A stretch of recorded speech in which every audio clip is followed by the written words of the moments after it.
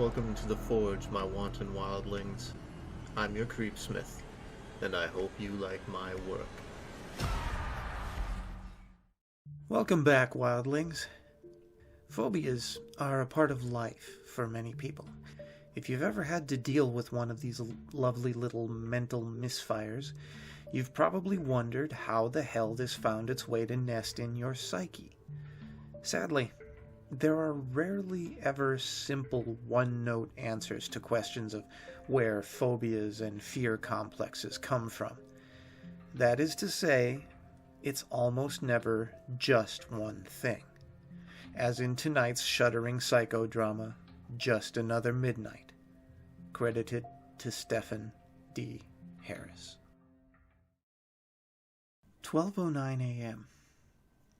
There's gotta be something wrong with me. Seriously, I'm 22 years old and still afraid of the dark. I'm not a little kid anymore, but I can't work up the courage to just turn off the lights and go to sleep. Okay, let me explain how I came to this. One minute, I was enjoying myself, rewriting a paper on Paleolithic cave paintings for my art history class, and then without warning, I imagined that there was something spooky waiting for me in the hallway of my apartment, effectively trapping myself in my own bedroom. You see, I did more than just creep myself out, because with me, fear has a tendency to spiral out of control into levels of mind-boggling stupidity. At first, I just ignored it, going on with my work in the hopes that the feeling of being stalked would go away on its own. It didn't, and I was starting to worry that some shrieking terror was about to burst through the door, so I had to double-check to make sure that it was securely locked. After that, I couldn't concentrate on getting my paper written, as every other minute I'd have to look away from my monitor to see if the door was still closed. This is getting retarded, I said out loud to no one in particular. It's just my imagination fucking with me, which is honestly the truth here. I know that if I were to open that door to look out into the hall, nothing would happen. One single action and poof, sanity becomes restored. The problem, of course, is the actual opening part. That's always when the anxiety reaches its highest point.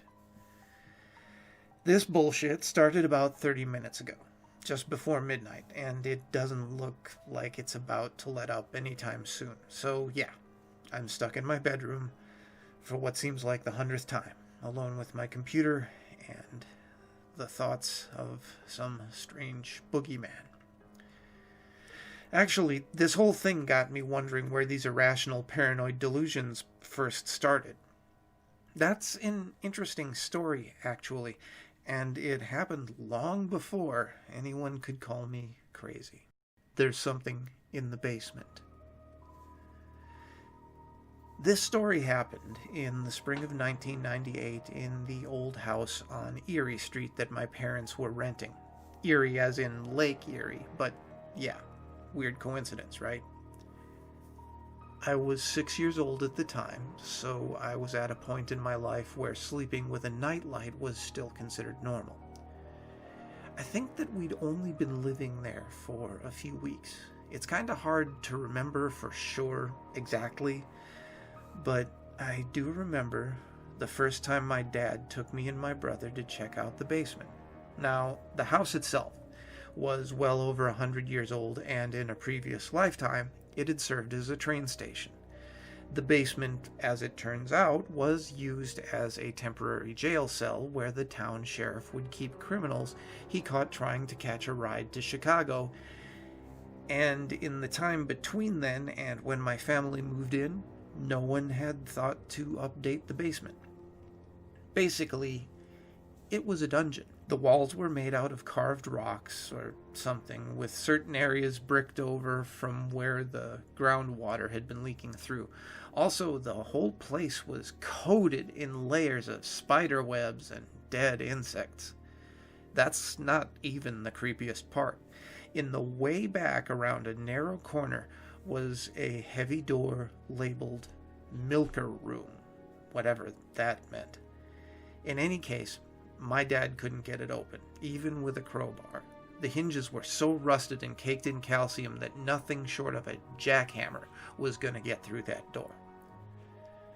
During daylight hours, I didn't worry about the basement or the cryptic Milker Room. I just avoided going down there. But at night, I couldn't help thinking about it, and invariably, I'd end up hiding under my sheets until I could eventually fall asleep. Of course, I wasn't always able to fall asleep. Sometimes the voices would keep me wide-eyed and alert. When I say voices, I mean what I thought constituted the sound of a man's muffled speech coming from the cellar. To me, it sounded like someone under the floorboards mumbling incoherently. The reality here, of course, is that sounds were bouncing around in the house's air vents in such a way as to trick my little kid brain into thinking that there really was someone down there trapped behind that huge immovable door, trying to get out in order to... I'm not sure exactly. Perhaps I thought he wanted to eat me? Who knows? I was 6, remember? It doesn't really matter what I thought this made-up man wanted. All I knew at the time was it was bad. And it got worse when my older brother Joshua kept telling me he knew what was really in that basement. He was a sadistic asshole, and he thought it was just so damned funny to tell me that a monster with a woman's face and a body covered in tufts of fur was trying to escape from the Milker Room. Let me repeat that. A woman's face and a body covered in tufts of fur. It was weeks before I could sleep a full night without yelling for my parents to rush to my room. Let's move forward a few years. When I was 9, my parents had decided to move to a better house for commuting reasons. I was helping my dad move some boxes out of the basement, and at this point the place had been cleaned up a great deal, and being 3 years older, I didn't find the basement all that scary. Until I found myself alone down there while my dad ran off to talk to my mom about something. At first, I was fine, but then out of nowhere, I started to hear this weird tapping noise. I remember looking around for what was causing it, more annoyed than frightened, when I looked around the corner towards the Milker Room. It started getting louder, and it was coming from behind that huge black door. I didn't move for what felt like hours, petrified, when all of a sudden I heard a crashing bang come from where that tapping used to be. I shrieked and started running back towards the stairs, nearly knocking over my dad in the process. When he asked me what was wrong, I told him about the noises coming from the Milker Room. He laughed. I swear, he laughed, and then he told me to follow him. Going around the corner, my dad walked straight toward the Milker Room door, opened it, flicked on the lights, and showed me the loudest water softener in the world. He told me that he'd installed it 2 years ago because he was sick of drinking rust-flavored water, and the Milker Room was the best place in the house to put it. How did he get it open in the first place? Well, it turns out a lot of hardware stores sell solvents specifically designed for rust and calcium. I had nothing to be afraid of. Never really had. But to this day, I can remember with perfect clarity that one single moment of pure, piercing terror, where I was absolutely sure that something terrible lurked behind a few inches of wood and shadow. 12:42 a.m. So the point of that story was to remind myself that there's nothing evil waiting for me outside of my bedroom. I don't think it worked. I tried to open it about a minute ago to use the bathroom, but the second I placed my hand on the doorknob, my heart started racing like I'd just pounded 6 shots of espresso. Images of a writhing mass of rot and flies filled my mind, or a black hound waiting to pounce from the darkness. I'm freaking out a little inside because not only do I have a feeling that there's something out there, but also the sense that whatever it is, it knows that I'm scared. I keep telling myself that it's all in my head, that I'm just projecting my fears onto the environment. But it's not working. Which is a shame because I know firsthand how frightening one's own imagination can be. So, here's what I'm going to do. First, I'm going to pee into a beer bottle that I found in my trash can, and second, I'm going to write down another story, one where I had to go toe-to-toe with my own nocturnal demons. Sleep paralysis. About 4 years ago, I was trapped in a state of almost total depression. I'd just graduated from high school, but my grades were so low that my choices for college were very much limited to the first place that accepts me category. Add to this that I was unemployed, my best friend had already left the state, and my parents were in the process of getting a divorce.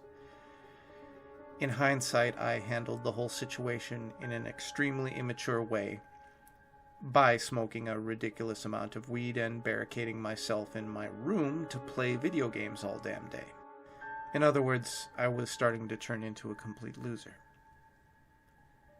Now, some schools of thought suggest that nightmares serve as a subconscious mechanism to resolve perceived stressors.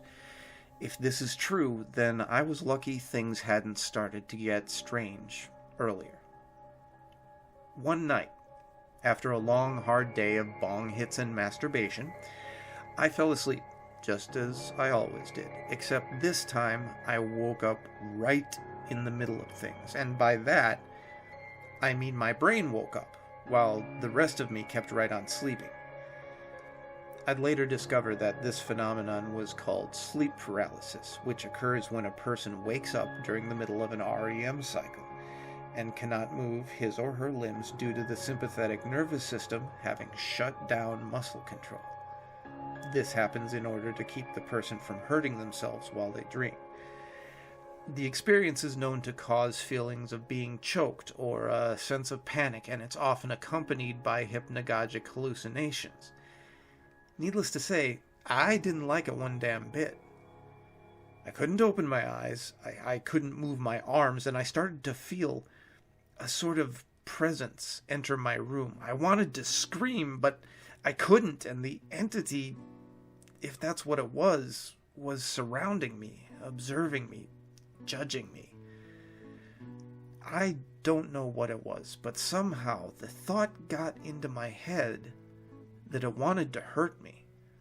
I struggled to break free, yelling at myself internally to wake up before it got any closer, but I couldn't move so much as a finger. Then I felt a pressure, a tightness on my chest, like the life was being crushed out of me by something huge and angry. If someone were to try to read my thoughts at this point, all they would have heard would have been the sounds of a wild animal backed into a corner, vicious and scared, borderlining madness. Right when I thought I was about to die, I heard myself scream, "Wake up!"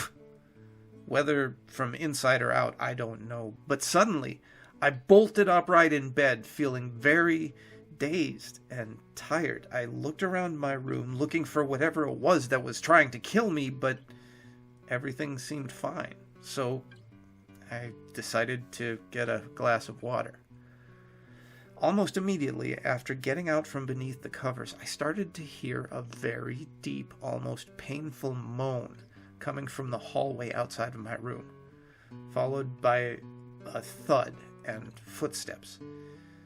At this point, I was more angry than scared, so I grabbed a baseball bat and moved toward the door.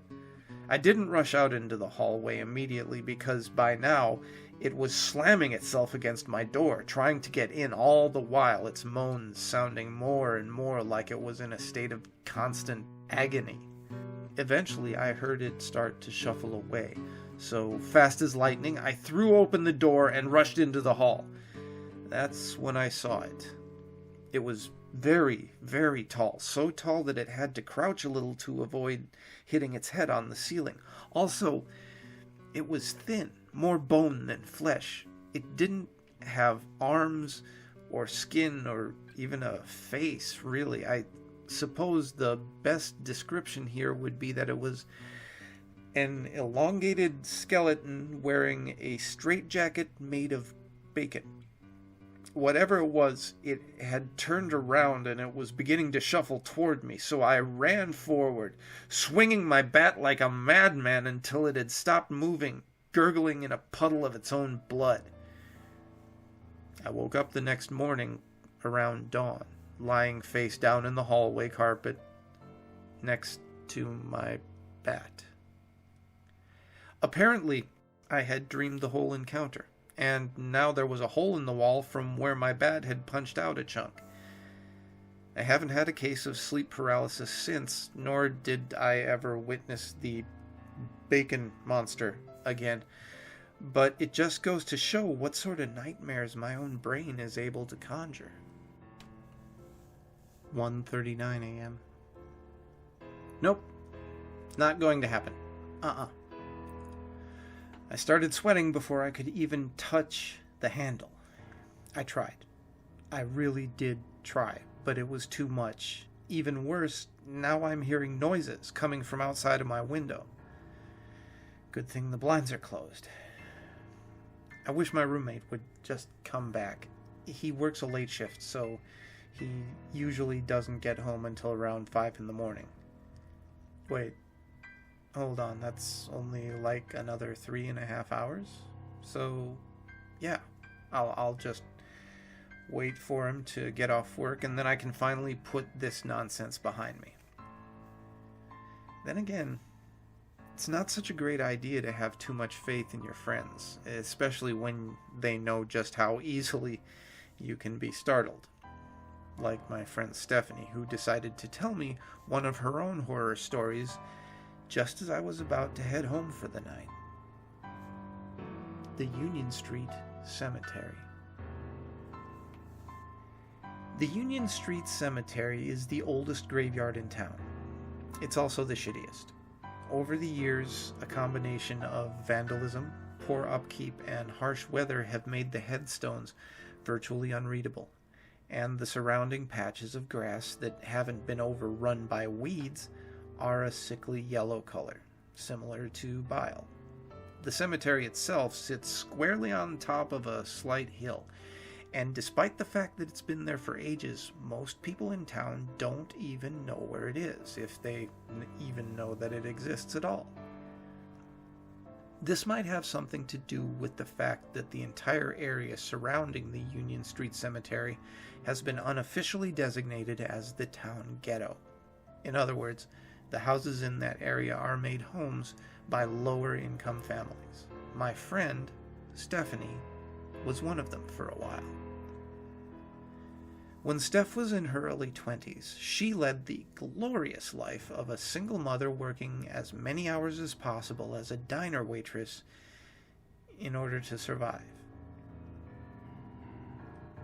And in order to survive, she had to move herself and her 4-year-old son into a house on Union Street with 2 roommates.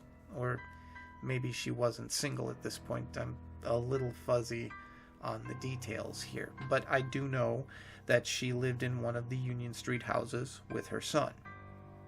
So the story, as told by Stephanie, was that one night, while her husband / boyfriend / roommates were or was all out of the house, Stephanie was in the kitchen trying to make some dinner while her son played in the living room.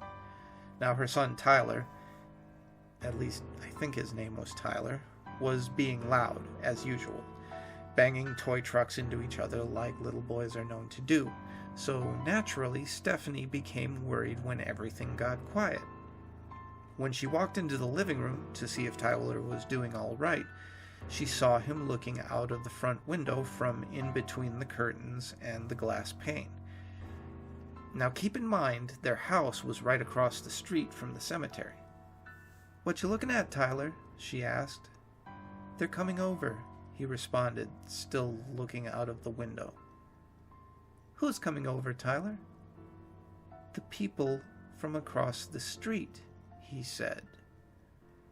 It was here that Stephanie looked out of the front window expecting to see actual people. But instead, she saw only the gates to the graveyard. Now, Steph isn't some dumb bimbo from a cheesy zombie movie. She's a real person. And like most people in real life, she's seen her fair share of horror films. She wasn't going to shrug this off as just another child saying strange stuff. She was going to get the hell out of there, which she did. She grabbed Tyler and an overnight bag and spent the rest of the night at her mother's house. She returned the next morning after whoever else lived there told her that everything was fine, that the walls weren't bleeding or anything else even remotely supernatural. Even still, Stephanie moved out of that house within a year. She told me this story one night, just before I was about to leave my ex-girlfriend's house. Stephanie was a good friend of my ex's. That was how I came to know her. So I was more than a little nervous to walk home alone in the dark. Actually, it wasn't really a big deal until her story ran through my head when I was about halfway home, which got me wondering where I was exactly in relation to the Union Street Cemetery, so that I could plan my walk in order to avoid it. I remember thinking that I was pretty close to Union Street, so I stopped walking, briefly, to try and locate any notable landmarks. I was trying to look over a hill when it happened. At the worst possible moment, the clouds parted enough so that some faint moonlight outlined the silhouettes of several headstones resting on top of the hill. As it would turn out, I was facing the backside of the graveyard, standing so close that I could have thrown a rock over the fence without even trying. Of course, I freaked out. I honestly didn't realize how close I had been to the cemetery. It was just that dark. I turned and ran away without looking. I didn't stop running until I had reached the highway. 2:57 a.m. I'm not going to get out of this room tonight. I just can't do it. There is something terrible out there. Not just in the hall, but also outside my window, staring from behind the blinds, waiting for me to let it in. I've been gripping the handle of my hammer so hard for so long that I know every groove in the carved wood better than I know my own face. The light bulb of my desk lamp blew out about 15 minutes ago, so now the only source of light is what little comes from this screen. I'm starting to think that it's already gotten in here. Yes it is. It's definitely in here. Maybe it's always been in here with me. I can't face the darkness. That's how it gets you. It only becomes real if you look at it, even just for a moment. It'll flicker to life like a movie reel that skips a frame, there for a heartbeat and then gone. But that's all it wants, all it's ever wanted. It'll blink into existence for that fraction of a second, but the damage it does will last forever. Where do you think these stories come from? They're just the fallout of what I'm trying to forget. Something that doesn't want to be forgotten. I'm not going to let it get to me again. It only becomes real if you look at it, so I won't. I'll just keep my eyes on the screen and I'll try to ignore the shapes moving around the edges of my vision. I'll be fine as long as I'm looking at the screen, because it only becomes real if you look at it. It's only real when it can look back. And ain't that always how it goes? Just as we don't always know how fears arise, we don't always know how to get rid of them. That's one of the things that makes them scary. But you stay scary too, wildlings. Don't be afraid to open the door and make the most of your nights.